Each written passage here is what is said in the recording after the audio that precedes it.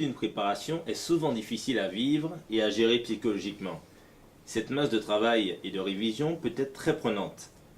Quelle que soit l'étape de votre préparation, vous allez rencontrer des difficultés de méthode, d'organisation, de la démotivation, liées à des connaissances non acquises.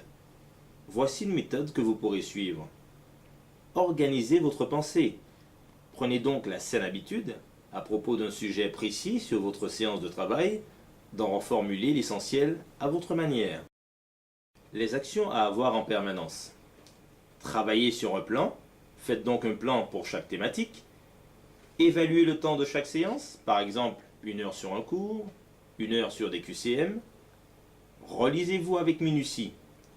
Lisez attentivement le texte des cours plusieurs fois afin de le comprendre et assimiler.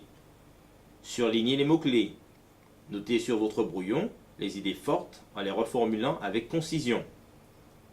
Actionnez les tests des QCM interactifs et refaites-les plusieurs fois. Repérez les révisions à faire.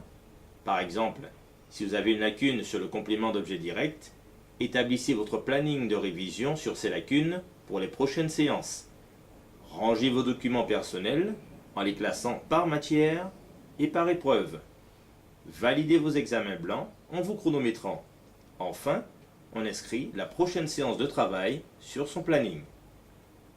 L'écueil à éviter dans cette démarche réflexive est de laisser votre pensée s'éloigner de la problématique, de ce que vous allez à travailler à chaque séance de travail. Ne vous noyez pas. Lors de cette opération mentale, vous devez toujours revenir sur la question posée et recentrer votre réflexion. On pense couramment que comprendre, c'est assimiler. Rien ne sert d'apprendre. Ce qui est essentiel, c'est de comprendre. Et quand on a compris, on a appris.